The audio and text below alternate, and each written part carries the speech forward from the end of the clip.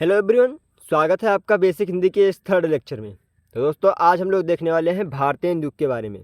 इससे जो पहले वाली वीडियो थी, इसमें हम लोगों ने देखा था काल विभाजन, मतलब कि आधुनिक हिंदी काल को कितने भागों में बांटा गया है। भारतीय युग, द्विवेदी युग, छायावादी युग, प्रगतिवादी युग, प्रयोगवादी युग, ये सारा हमने देखा था इसके सेकंड लेक्चर में। तो इसका लिंक आप लोगों को डिस्क्रिप्शन में मिल जाएगा, आप जाकर उस लेक्चर को देख सकते हैं। तो आज जो हम लोग शुरू कर रहे हैं वो हमारा पहला युग शुरू हो रहा है। पहला युग है भारतीय युग। हम लोग भारतीय युग को शुरू करने वाले हैं। हम लोग इस वीडियो में पूरी जानकारी देखेंगे कि भारतीय युग क्या है, इसका उद्घाटन कैसे हुआ, इसकी उत्पत्ति कैसे हुई, पर इसके प्रमुख कवि कौन से हैं और इसकी प्रमुख रचनाएं कौन सी हैं, और लास्ट में देखेंगे कि इसकी विशेषताएं क्या क्या होती हैं। चलिए हम लोग इस वीडियो को शुरू करते हैं। उससे पहले अगर आप लोग इसकी पीडीएफ डाउनलोड करना चाहते हैं, इस नोट्स की पीडीएफ डाउनलोड करना चाहते हैं, तो डिस्क्रिप्शन में आप लोगों को मेरे टेलीग्राम चैनल का लिंक मिल जाएगा। आप वहां से जाकर हमारे टेलीग्राम चैनल को ज्वाइन कर सकते हैं और इसकी पीडीएफ डाउनलोड कर सकते हैं। तो चलिए हम लोग शुरू करते हैं। तो हमारा जो पहला आता है वो आता है भारतीय युग। भारतीय युग के संस्थापक कौन थे, मतलब कि भारतीय युग किसके नाम पर रखा गया। तो भारतीय युग का जो नाम है वो भारतीय हरिश्चंद्र जी के नाम पर रखा गया। मतलब जो हिंदी साहित्य के भारतीय हरिश्चंद्र जी थे, उनके नाम पर ही इसका नाम भारतीय युग रखा गया। अब जो हमारा आता है सूत्रपात, मतलब कि ये भारतीय युग कब से कब तक माना जाता है। तो भारतीय युग 1868 ईस्वी से लेकर 1900 ईस्वी तक माना जाता है। आपसे अगर कोई पूछता है कि भारतीय युग कब से कब तक माना जाता है, तो आप बताएंगे कि 1868 ईस्वी से लेकर 1900 ईस्वी तक भारतीय युग माना जाता है। और यह किसके नाम पर रखा गया, तो यह भारतीय हरिश्चंद्र जी के नाम पर रखा गया।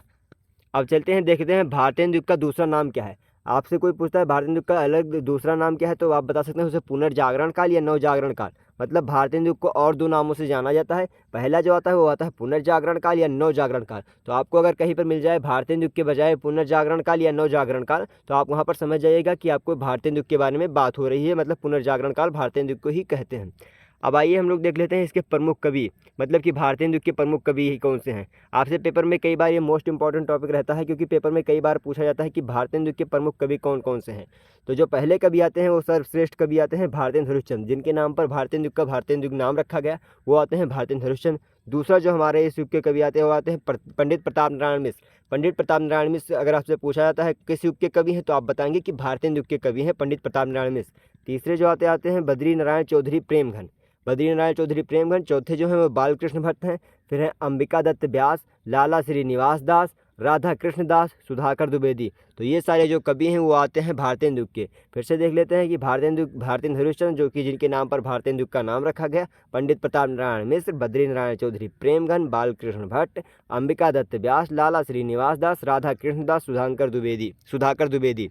अब आपसे अगर कोई पूछता है कि भारतीय युग के कवि कौन कौन से हैं, तो आप इनमें में से कई सारे कवियों के नाम बता सकते हैं। आप इसको याद कर लीजिए। अब देखते हैं हम लोग इसकी प्रमुख रचनाएं कि भारतीय युग की प्रमुख रचनाएं कौन सी हैं, भारतीय युग में कौन कौन सी रचनाएं हुई हैं। तो पहला जो आता है वो आता है प्रेम सरोवर। प्रेम सरोवर किसकी रचना है, प्रेम सरोवर भारतीय हरिश्चंद्र जी की रचना है।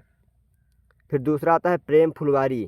प्रेम फुलवारी। फिर आता है दशरथ मिलाप। दशरथ मिलाप, मन की लहर, कंसवध, बेड़ुगीत, फूलों का गुच्छा आदि। मतलब कि ये जो है आपकी भारतीय युग की रचनाएं हैं। ये सही रचनाएं भारतीय युग की रचनाएं हैं, जो कि आप याद कर सकते हैं इन्हें। और आपको अगर पेपर में पूछा जाता है कि भारतीय युग की प्रमुख रचनाएं कौन सी हैं, तो ये सही रचनाएं आप पेपर में लिख सकते हैं। अब जो आता है प्रमुख पत्रिकाएं, मतलब भारतीय युग में कौन कौन सी पत्रिकाएं चली और उनका संपादन किसने किया। मतलब जो की पहली पत्रिका थी हमारी कविवचन सुधा। कविवचन सुधा एक पत्रिका थी जिसका संपादन किसने किया था, भारतीय हरिश्चंद्र जी ने। तो कविवचन सुधा बहुत बार ये पेपर में पूछा जाता है, ये मोस्ट इंपॉर्टेंट रहता है, क्योंकि कविवचन सुधा बहुत अच्छी पत्रिका है और ये बहुत इंपॉर्टेंट है। हर बार पेपर में पूछा जाता है कि कविवचन पत्रिका के संपादक कौन से हैं, कविवचन सुधा पत्रिका के संपादक कौन से हैं। तो आपसे जब पूछा जाएगा तो आप बताएंगे कि भारतीय हरिश्चंद्र। मतलब कविवचन सुधा पत्रिका के संपादक भारतीय हरिश्चंद्र जी हैं। हमारा जो दूसरा आता है वो भी मोस्ट इंपॉर्टेंट पत्रिका है, हिंदी प्रदीप पत्रिका। हिंदी प्रदीप पत्रिका का संपादन किसने किया था, बालकृष्ण भट्ट ने। हिंदी प्रदीप पत्रिका का संपादन किसने किया था, बालकृष्ण भट्ट ने। जो हमारा तीसरा आता है वो आता है आनंद कादम्बनी। आनंद कादम्बनी पत्रिका का संपादन किसने किया था, तो आनंद कादम्बनी पत्रिका का संपादन बद्री नारायण चौधरी प्रेमघन ने किया था। अब आपसे यहाँ पर एक क्वेश्चन और बन सकता है कि प्रेमघन किस कवि का उपनाम है। तो प्रेमघन जो है वो बद्री नारायण चौधरी प्रेमघन, मतलब बद्री नारायण चौधरी जी का उपनाम है, वो है प्रेमघन। तो आपसे ये क्वेश्चन भी पूछा जा सकता है कि प्रेमघन किस कवि का उपनाम है, तो आप वहाँ पर बताएंगे कि बद्री नारायण चौधरी का ही उपनाम प्रेमघन है। हमारा जो लास्ट पत्रिका आती है वो आती है ब्राह्मण पत्रिका। ब्राह्मण पत्रिका को पंडित प्रताप नारायण मिश्र ने संपादन किया था। मतलब जो ब्राह्मण पत्रिका है वो पंडित प्रताप नारायण जी मिश्र द्वारा रची गई, ये इसका संकलन किया गया। तो आप लोगों से पूछ सकते हैं ब्राह्मण पत्रिका का संपादन किसने किया, तो आप बताएंगे कि पंडित प्रताप नारायण मिश्र ने ब्राह्मण पत्रिका का संपादन किया। अब हम लोग चलते हैं, देखते हैं भारतेंदु हरिश्चंद्र जी की अन्य पत्रिकाएं। मतलब कविवचन सुधा को तो भारतेंदु हरिश्चंद्र जी ने लिखा ही है, उसके बाद में आपने देख सकते हैं कि भारतेंदु हरिश्चंद्र जी ने और भी कई सारी पत्रिकाओं को लिखा है, जिसमें से बाला बोधनी, हरिश्चंद्र चंद्रिका और हरिश्चंद्र मैगनीज, ये भी इनकी 3 ही प्रमुख रचनाएं हैं या प्रमुख पत्रिकाएं हैं। पहला जो आता है वो आता है बाला बोधनी, ये बाला बोधनी, फिर हरिश्चंद्र चंद्रिका और हरिश्चंद्र मैगनीज, ये 3 पत्रिकाओं का संपादन भी भारतेंदु हरिश्चंद्र जी ने किया है। ये भी इम्पोर्टेंट है, आप इसको भी याद कर लीजिएगा। अब हम लोग लास्ट टॉपिक अपना चलता है, देखते हैं कि भारतेंदु युग की प्रवृत्तियाँ कौन सी हैं या भारतेंदु युग की विशेषताएं क्या है।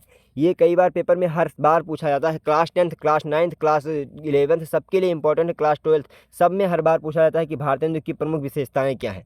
तो इसे आप लोग देख लीजिए। पहला जो हमारा विशेषता आती है वो आता है सामाजिक चेतना, मतलब भारतेंदु युग में समाज के प्रति यह जागरूकता थी, समाज के प्रति एक चेतना थी।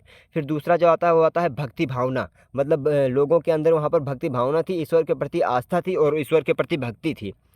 तीसरा जो हमारा आता है वो आता है श्रृंगारिकता, और चौथा जो आता है रीत निरूपण आता है, और पांचवा जो आता है समस्या पूर्ति, मतलब ये वहाँ पर लोगों की समस्याओं को दूर किया जाता था, लोगों की समस्याओं को समझा जाता था और उन्हें दूर करने का प्रयास किया जाता था। तो ये 5 भारतेंदु युग की प्रमुख विशेषताएं हैं, इनको याद कर लीजिएगा। आपसे हर बार पेपर में पूछा जाएगा कि भारतेंदु युग की कहीं 2 विशेषताएं लिखिए, कहीं 3 विशेषताएं लिखिए, हर बार पेपर में आता है, ये मोस्ट इंपॉर्टेंट टॉपिक हो जाता है हम लोगों के लिए, तो इसे याद कर लीजिएगा। मैंने इसलिए 5 विशेषताएं बताई हैं, आपसे जितनी पूछी जाएंगी आप लिख दीजिएगा इनमें से कोई भी। अगर 2 पूछी जाती हैं तो इनमें से 2 कोई लिख दीजिएगा, अगर 3 पूछी जाती हैं तो इनमें से 3 कोई लिख दीजिएगा। अब चलिए देखते हैं हमारा अगला टॉपिक, फिर हम लोग अपने नेक्स्ट क्वेश्चन की तरफ बढ़ते हैं। नेक्स्ट क्वेश्चन जो हमारा आता है, मैंने आप लोगों को पहले ही ये क्वेश्चन बता दिया कि प्रेमघन किसका उपनाम है या फिर प्रेमघन का पूरा नाम क्या है। ये क्वेश्चन मैं आप लोगों को पहले ही बता चुका है। तो प्रेमघन का पूरा नाम जो है वो है बद्री नारायण चौधरी। अगर बद्री नारायण चौधरी जी को ही प्रेमघन के नाम से जाना जाता है। अब हम लोग देख लेते हैं कि भारतेंदु की प्रमुख रचनाएं कौन है और उनके रचनाकार कौन है। तो हम यहाँ पर एक लोग देखते हैं रचनाएं लिख लेते हैं और दूसरी तरफ लिख लेते हैं रचनाकार, मतलब जो रचना है और उसके रचनाकार कौन है, उसको लिखा किसने है। तो हमारा जो पहली रचना आती है वो आती है दशरथ विलाप, दशरथ विलाप और भारत भिक्षा।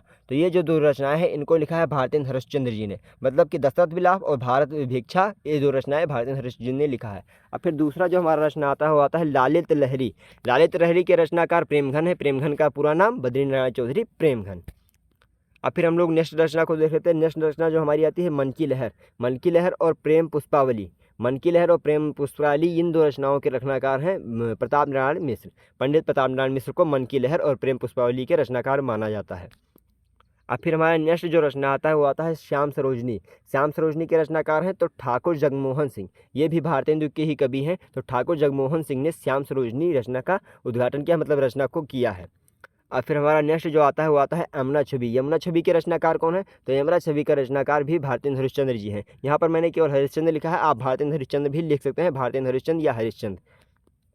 फिर हमारा नेक्स्ट जो आता है वो आता है श्रृंगार विलास। श्रृंगार विलास और रसखान शतक, ये 2 रचनाएं किसने लिखी हैं, तो इसका रचना भी पंडित प्रताप नारायण मिश्र जी ने किया है। पंडित प्रताप नारायण मिश्र जी ने श्रृंगार विलास और रसखान शतक, इससे पहले मैंने आप लोगों को 2 रचनाएं बताई हैं, उनका भी रचना पंडित प्रताप नारायण मिश्र ने किया है। ये देख सकते हैं, मन की लहर, प्रेम पुष्पावली और श्रृंगार विलास और रसखान शतक, ये जो 4 रचनाएं हैं इसको पंडित प्रताप नारायण मिश्र जी ने रचा है, मतलब इनकी रचना पंडित प्रताप नारायण मिश्र जी ने की है। तो ये 4 रचनाएं याद कर लीजिएगा।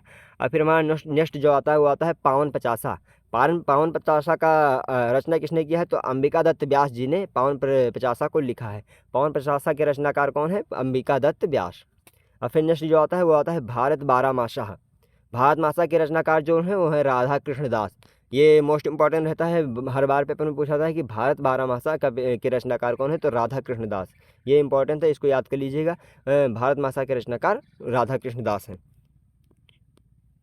तो आज की इस वीडियो में यहीं तक, हम लोग मिलेंगे नेक्स्ट वीडियो में। नेक्स्ट वीडियो जो हमारा होने वाला है वो होने वाला है द्विवेदी युग के बारे में। हम लोग देखेंगे कि द्विवेदी युग के रचनाकार कौन है, द्विवेदी युग की प्रमुख रचनाएं कौन है। आज हमने इस वीडियो में देखा कि भारतेंदु युग क्या है, भारतेंदु युग के संपादक कौन है, इसकी प्रमुख पत्रिकाएं क्या हैं, इसकी विशेषताएं क्या हैं। तो चलिए हम लोग मिलते हैं नए वीडियो में। नए वीडियो में हम लोग देखेंगे द्विवेदी युग के बारे में। चलिए मिलते हैं नए वीडियो में।